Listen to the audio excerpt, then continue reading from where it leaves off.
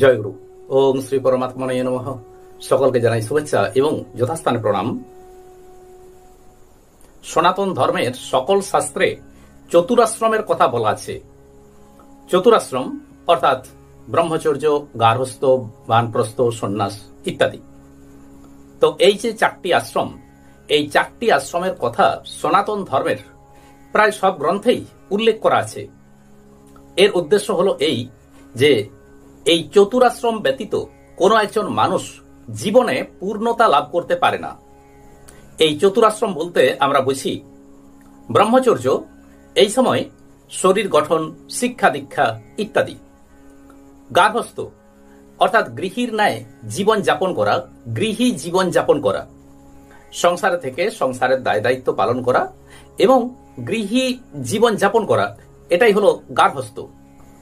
বানপ্রস্থ সংসারের প্রতি নির্লিপ্ত হয়ে ছেলে মেয়েদের প্রতি সংসারের যাবতীয় দায় দায়িত্ব অর্পণ করে ক্রমশ ঈশ্বর আভিমুখী হওয়া, এটাই হলো বানপ্রস্থ। এরপর সন্ন্যাস, বনে জঙ্গলে থেকে সেখানে ঈশ্বর সাধনায় মগ্ন হওয়া, এটি হলো সন্ন্যাস। কিন্তু দুঃখের বিষয় যে গত 1000 বছরের মধ্যে এমন কোন মহাত্মার কথা আমরা জানতে পাই না যে যিনি এই চতুরাশ্রম সম্পূর্ণভাবে পালন করেছেন। একমাত্র যোগীরাজ শ্যামাচরণ লাহিড়ী মহাশয় শাস্ত্রসম্মতভাবে এই চতুরাশ্রম পালন করে এক অনন্য নজির সৃষ্টি করেছেন। শাস্ত্রে যে চতুরাশ্রমের কথা বলা আছে এবং প্রতিটি আশ্রমের কি কি ধর্ম, সে সম্পর্কে আমরা জানলাম, কিন্তু এর মধ্যে একটা গভীর আধ্যাত্মিক দিক আছে যেটি হয়তো আমাদের প্রায় অনেকেরই অজানা। এই আধ্যাত্মিক অর্থ হয়তো আমরা অনেকেই জানি না। যোগীরাজ শ্যামাচরণ লাহিড়ী মহাশয় সেটি আমাদেরকে সুন্দরভাবে বুঝিয়ে দিয়েছেন। এই যে চতুরাশ্রম, ব্রহ্মচর্য, গার্হস্থ, বানপ্রস্থ, সন্ন্যাস, এগুলির মাধ্যমে মনুষ্য জীবনের 4টি বর্ণ, শূদ্র, বৈশ্য, ক্ষত্রিয় এবং ব্রাহ্মণ বা ব্রাহ্মণত্ব, এই 4টি বর্ণ, এগুলোকে অতিক্রম করার বিধিসম্মত বা শাস্ত্রসম্মত বিধি এর মধ্যে নিহিত রয়েছে। শাস্ত্রে এই চতুরাশ্রমের কথা রয়েছে। তো আমরা যদি আমাদের জীবনের দিকে তাকাই তো দেখব আমাদের জীবনেও তো 4টা দশা আছে: শৈশব, কৈশোর, যৌবন এবং বার্ধক্য। যদি আমরা চিন্তা করি যে এই 4টি দশার অর্থাৎ জীবনের এই যে 4টি দশা পেলাম, এগুলোর একটাকে বাদ দিয়ে, একটাকে ডিঙিয়ে যদি আমরা পরের স্তরটিকে যেতে চাই, তাহলে জীবন কিন্তু অপূর্ণ থেকে যায়। অর্থাৎ জীবনের পূর্ণতা কোথায় না, আমরা যদি এই 4টি স্তর ক্রমশ অর্থাৎ একের পর এক আমরা অতিক্রম করে যাই, তাহলেই আমাদের জীবন কিন্তু পূর্ণ। দেখুন, শুধুমাত্র যে জীবনের ক্ষেত্রে এটা রয়েছে তা নয়। আচ্ছা, আমরা যদি পড়াশোনার কথা চিন্তা করি তো দেখুন সেখানেও কিন্তু 4টা স্তর: মাধ্যমিক, উচ্চ মাধ্যমিক, গ্র্যাজুয়েশন এবং মাস্টার ডিগ্রি। এই 4টি স্তর অর্থাৎ এই যে 4টি প্ল্যাটফর্ম, এগুলোকে কেউ যদি যথাযথভাবে অতিক্রম করেন তবেই তো তিনি প্রকৃত শিক্ষিত। আর কেউ যদি এগুলোর একটাকে বাদ দিয়ে পরেরটিকে যদি যেতে চায়, তাহলে জীবন কিন্তু অপূর্ণ। শাস্ত্রে উল্লিখিত এই যে চতুরাশ্রম, এটি আমরা জানলাম। অর্থাৎ এখানে রয়েছে ব্রহ্মচর্য, গার্হস্থ, বানপ্রস্থ এবং সন্ন্যাস। কিন্তু এর মধ্যে যে আধ্যাত্মিক দিক আছে সেটি যোগীরাজ আমাদেরকে সুন্দরভাবে বুঝিয়ে দিয়েছেন। এই চতুরাশ্রমের প্রথম স্তরটি হলো ব্রহ্মচর্য। তো ব্রহ্মচর্য মানে শরীরকে গঠন করা, শরীরের মধ্যে যাতে করে বল, বুদ্ধি, ক্ষমতা ইত্যাদি বৃদ্ধি পায়, এগুলোর দিকে আমাদেরকে নজর রাখতে হয়। অর্থাৎ ওজো ধারণ করা, শিক্ষা দীক্ষা গ্রহণ করা, সুস্বাস্থ্য গঠন করা, চরিত্র গঠন করা ইত্যাদি। কিন্তু ব্রহ্মচর্য শব্দটির যে আধ্যাত্মিক তাৎপর্য বা আধ্যাত্মিক অর্থ, সেটি কি? ব্রহ্মে বিচরণ করা। ব্রহ্মচর্য, ব্রহ্মে বিচরণ করা। আর সেজন্য শরীর এবং মনকে যেভাবে গঠন করতে হয়, শরীর এবং মনকে যেভাবে গঠন করতে হয় সেটিই বোঝায়। ব্রহ্মে বিচরণের জন্য উপযুক্ত শরীর, সুস্বাস্থ্য, সুন্দর চরিত্র, এগুলো আমাদের প্রয়োজন। কাজেই ব্রহ্মচর্য মানে শুধুমাত্র যে শিক্ষা অর্জন করা বা শরীরকে গঠন করা, এটি কিন্তু নয়।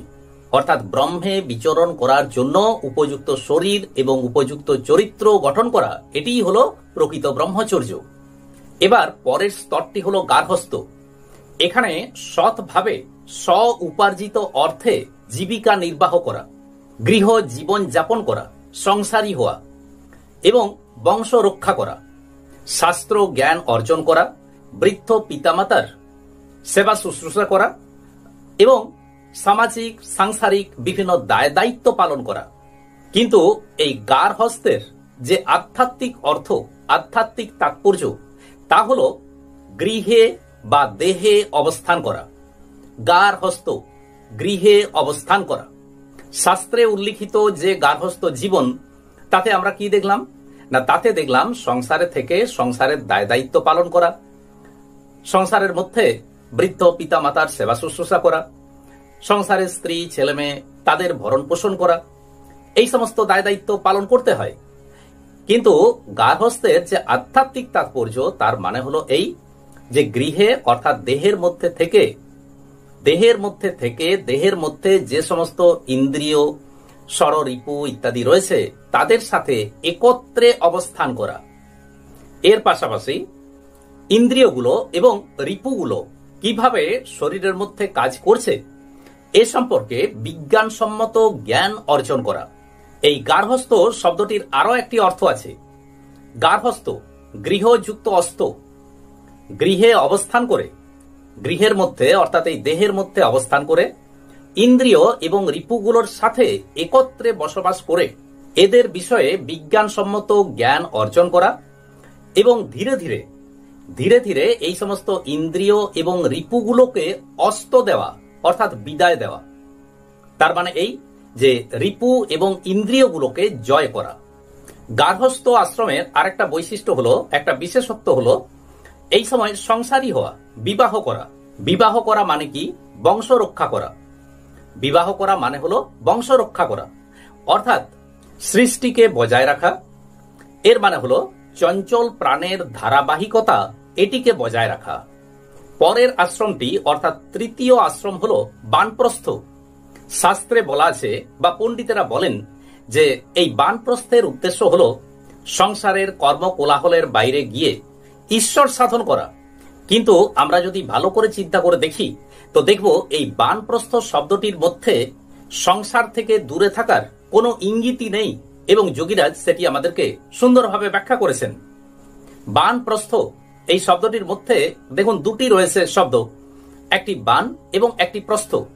বান শব্দে শ্বাস এবং প্রস্থ শব্দে প্রস্থান বোঝানো হয়েছে, অর্থাৎ প্রাণ কর্মস্বরূপ আত্মসাধন করতে করতে যখন শ্বাস প্রশ্বাসের গতি সম্পূর্ণভাবে থেমে যায়, এই অবস্থাকেই বানপ্রস্থ বলা হয়েছে।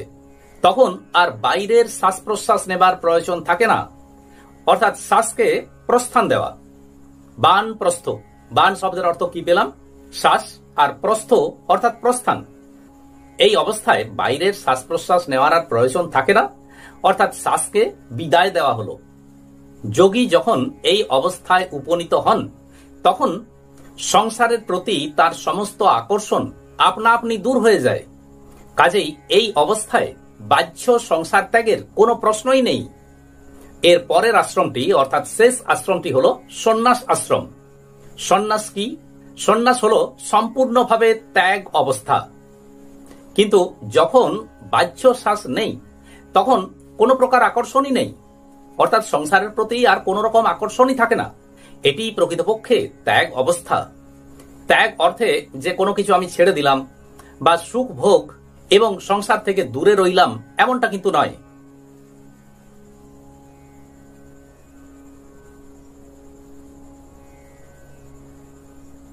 এই অবস্থায় মন আপনা আপনি নিরুদ্ধ হয়ে যায়।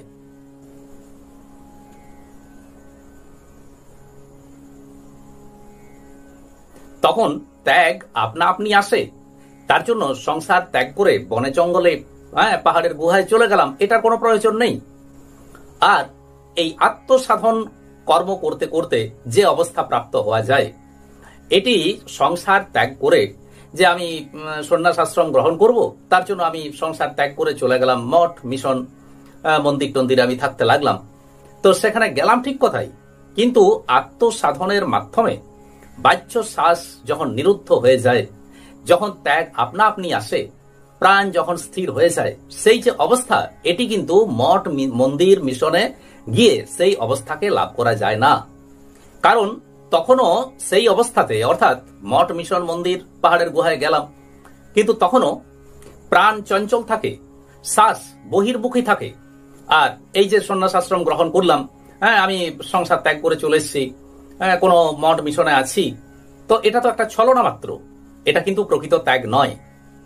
5টা মানুষ হয়তো বলতে পারে যে ওই ব্যক্তিটি অত্যন্ত ধার্মিক, হ্যাঁ, যে তিনি সংসারে ছিলেন, তারপর সন্ন্যাস আশ্রম এখন গ্রহণ করেছেন, এখন কোনো মঠ মিশনের মধ্যে থাকেন বা পাহাড়ের গুহার মধ্যে থাকেন, বনে জঙ্গলে থাকেন, কিন্তু এটি এক প্রকার ছলনা, এটি প্রকৃতপক্ষে ত্যাগ নয়, আর এটি সন্ন্যাস আশ্রমও নয়। এই অবস্থায় পৌঁছে যোগীরাজ বলেছিলেন, এ বড়ই আনন্দের ব্যাপার, এ বড়ই মজার ব্যাপার, শ্বাস ভিতরে চলছে, বহির্মুখী শ্বাস একেবারেই নেই। তিনি বলেছেন, এমন অবস্থা, এমন আনন্দ আর কোনো কিছুতেই পাওয়া যায় না, এরই নাম চিদানন্দ, ইনিই ব্রহ্ম। অর্থাৎ এই অবস্থায় চরম আনন্দ লাভ করা যায়। আজ এই পর্যন্তই। আসুন এবার সেই ভগবানের মহামন্ত্র জপ করি। হরে কৃষ্ণ কৃষ্ণ কৃষ্ণ হরে হরে, হরে রাম রাম রাম হরে হরে। নমস্কার।